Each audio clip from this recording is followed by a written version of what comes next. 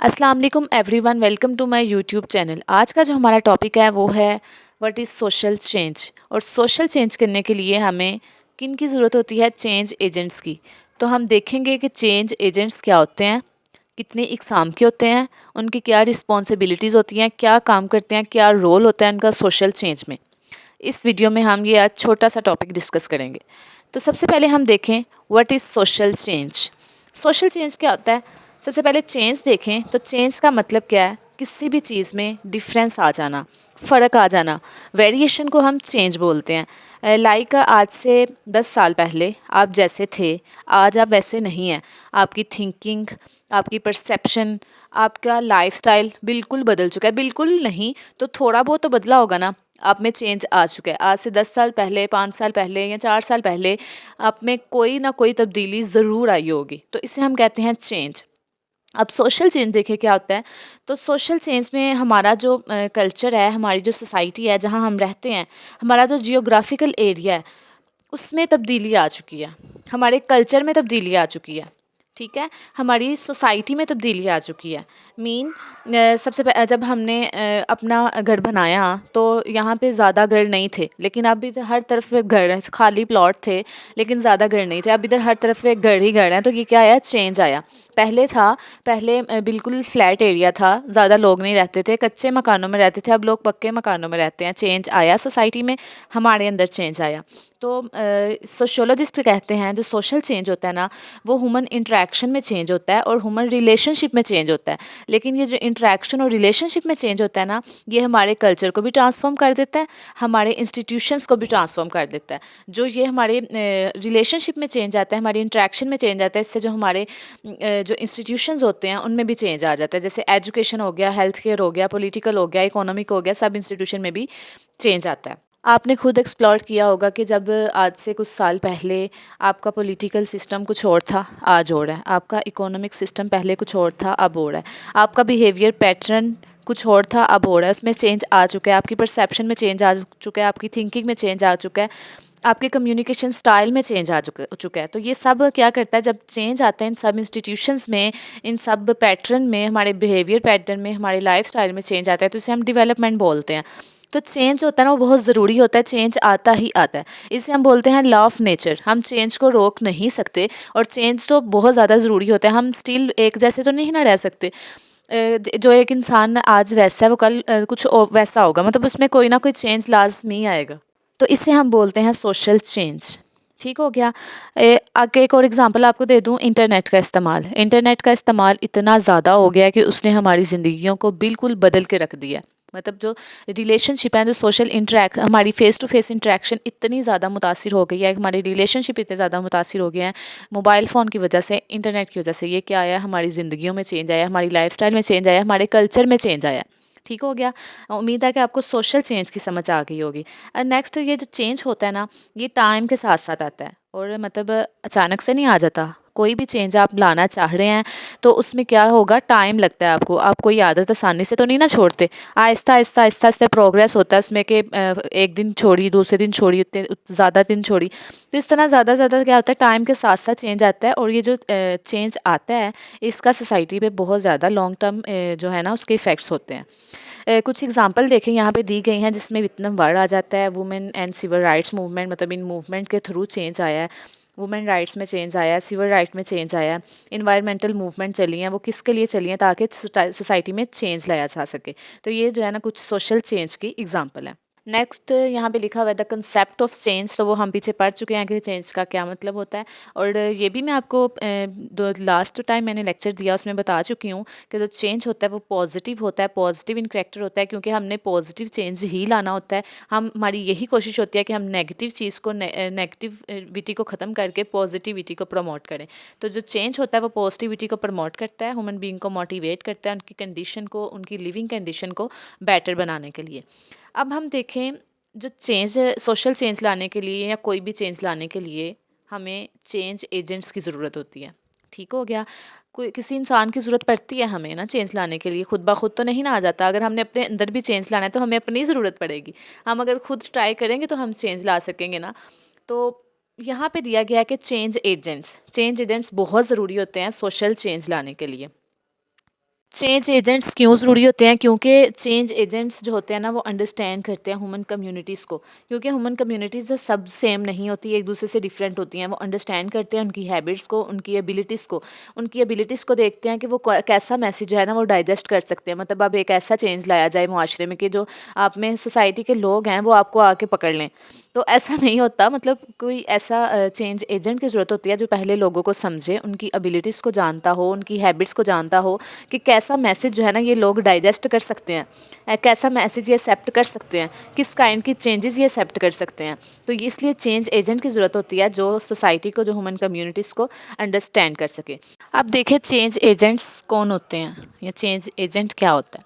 तो change agent एक ऐसा शख्स होता है जो प्रमोट करता है चेंज को, कि वो चेंज आ सके, वो चेंज को प्रमोट करता है किसी भी ग्रुप में, किसी भी ऑर्गेनाइजेशन में। मतलब आपने प्लान बनाया कि आपने किसी ऑर्गेनाइजेशन में चेंज लाना है, तो आपने चेंज एजेंट जो है, चेंज एजेंट को इस काम पे लगा दिया कि वो अपने जो चेंज लाना है उसको प्रमोट करे, उसकी पॉजिटिविटी, उसकी पब्लिसिटी करे, पॉजिटिविटी क्रिएट करे उसके बारे में कि इस चेंज का ये फ़ायदा होगा, अगर आप ये करेंगे तो आपकी कंडीशन इस तरह से बेहतर हो सकती है। तो चेंज एजेंट का ये काम होता है। तो चेंज एजेंट कोई भी हो सकता है, कोई इंडिविजुअल हो सकता है, कोई ऑर्गेनाइजेशन हो सकती है। अगर इंडिविजुअल तब होगा जब किसी फैमिली में चेंज ला रहे हो आप, या किसी ग्रुप में चेंज ला रहे हो, तो एक इंडिविजुअल जो है वो अपने लोगों को प्रमोट करेगा, अपने ग्रुप मेंबर्स को प्रमोट करेगा। अगर और कोई ऑर्गेनाइजेशन कर रही है, एक ऑर्गेनाइजेशन है वो चाह रही है कि वो चेंज लाए, तो वो पूरी ऑर्गेनाइजेशन ही क्या होगी, चेंज एजेंट के तौर पे काम करेगी अपनी सोसाइटी में चेंज लाने के लिए। कोई टेक्नोलॉजी हो सकती है, जैसे कोई मोबाइल फ़ोन की टेक्नोलॉजी आ गई, इंटरनेट की टेक्नोलॉजी आ गई, तो इसने क्या किया, इसने चेंज लाया, तो ये भी एक चेंज एजेंट हो गया।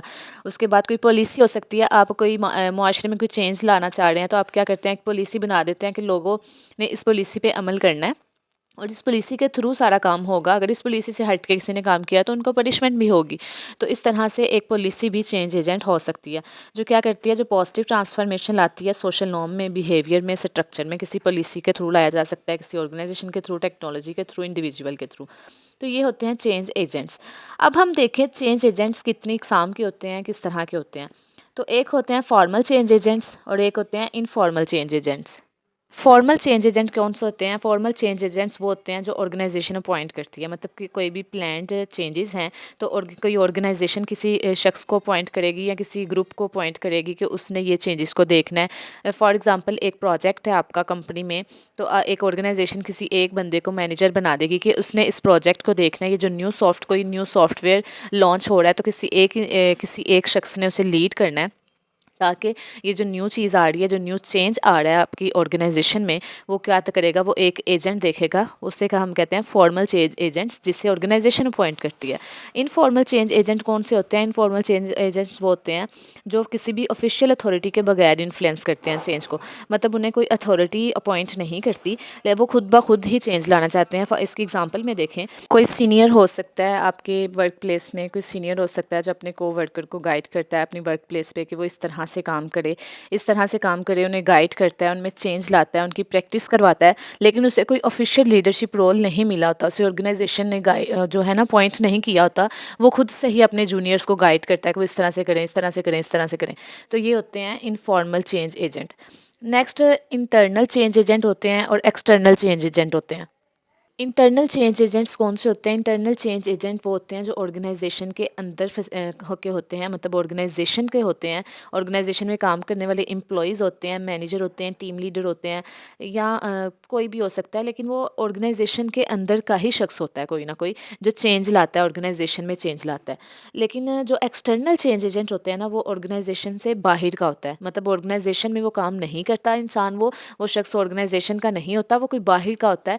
जैसे कंसल्टेंट हो सकता है, कोई स्पेशलिस्ट हो सकता है, कोई एडवाइज़र हो सकता है, या कोई एक्सपर्टाइज होता है ना, उसे वो अपॉइंट किया जाता है कि वो जो है ना ऑर्गेनाइजेशन में ये चेंज लाए। तो उसे हम कहते हैं एक्सटर्नल चेंज एजेंट्स। नेक्स्ट है responsibilities of change agents. Change agents की क्या क्या एक्टिविटीज़ होती हैं, उनकी क्या क्या रिस्पॉन्सिबिलिटीज़ होती हैं। चेंज एजेंट कम्युनिकेट करता है, डिफरेंट लोगों के साथ कम्युनिकेट करता है और देखता है कि किस तरह से ये जो चेंज है ये ऑर्गेनाइजेशन और एम्प्लॉयज़ दोनों के लिए किस तरह से बेनिफिट हो सकता है और इसके क्या क्या बेनिफिट्स हैं, इसके क्या क्या ड्रॉबैक्स हैं। उसके बाद ये इंफॉर्मेशन को फैलाता है, ज़्यादा से ज़्यादा इन्फॉर्मेशन उसके जो है ना पॉजिटिविटी को फैलाता है, पब्लिसिटी करता है कि आप ये चेंज करेंगे, इससे आपको ये फ़ायदा होगा, ये फ़ायदा होगा, ये फ़ायदा होगा।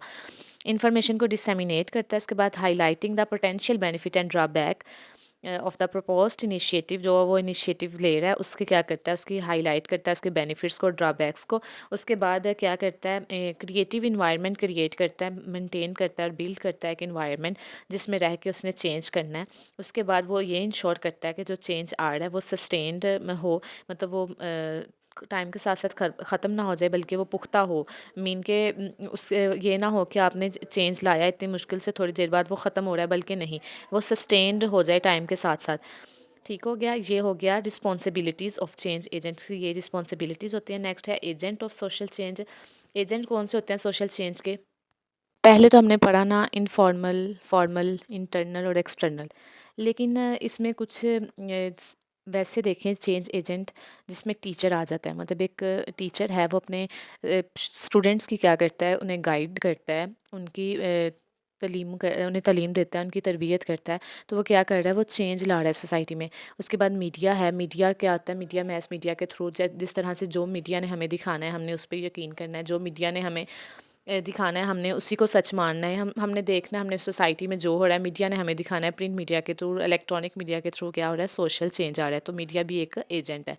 ओपिनियन लीडर हो सकते हैं इसमें, जिसमें फॉर्मल आ जाते हैं, इनफॉर्मल आ जाते हैं। मेन के ओपिनियन लीडर कुछ जिन्हें गवर्नमेंट अपॉइंट करेगी या कोई सोसाइटी या ऑर्गेनाइजेशन खुद अपॉइंट करेगी कि आपने सोसाइटी में ये चेंज लाना है। इनफॉर्मल कुछ ऐसे होते हैं कि वो अपनी मर्ज़ी से ही कहते हैं कि वो चेंज लाना चाहते हैं, लोगों को गाइड करते हैं कि वो इस तरह करें, इस तरह ना करें। उसके बाद इनोवेशन और रिसर्च के थ्रू, जैसे हम रिसर्च करते हैं किसी टॉपिक पे कि एक टॉपिक है या कोई चीज़ है वो लोगों को किस तरह से इफ़ेक्ट कर रही है, तो हम रिसर्च के थ्रू क्या कर रहे हैं, सोशल चेंज ला रहे हैं, लोगों को आगाही दे रहे हैं। नेक्स्ट कोई रिलीजियस इंस्टीट्यूशन हो सकता है, मतलब वो लोगों को गाइड करते हैं, उन्हें ज़्यादा से ज़्यादा कुरान पाक के बारे में बताते हैं। और फिर रोज़ाना के जैसे ये लेक्चर्स होते हैं, टीवी शो होते हैं, टीवी पे इस्लामिक शो होते हैं, उनके थ्रू क्या हो रहा है, चेंज आ रहा है। तो ये जो सब हैं ये हैं agent of social change. Guys यही था हमारा आज का टॉपिक। उम्मीद है कि आपको समझ आ गई होगी, लेकिन फिर भी आपका कोई भी क्वेश्चन हो तो आप कमेंट सेक्शन में बिला झिझक पूछ सकते हैं। Thank you so much. Video अच्छी लगी हो तो वीडियो को लाइक करें, चैनल को सब्सक्राइब करना मत भूलें। Thank you so much. अल्लाह हाफिज़।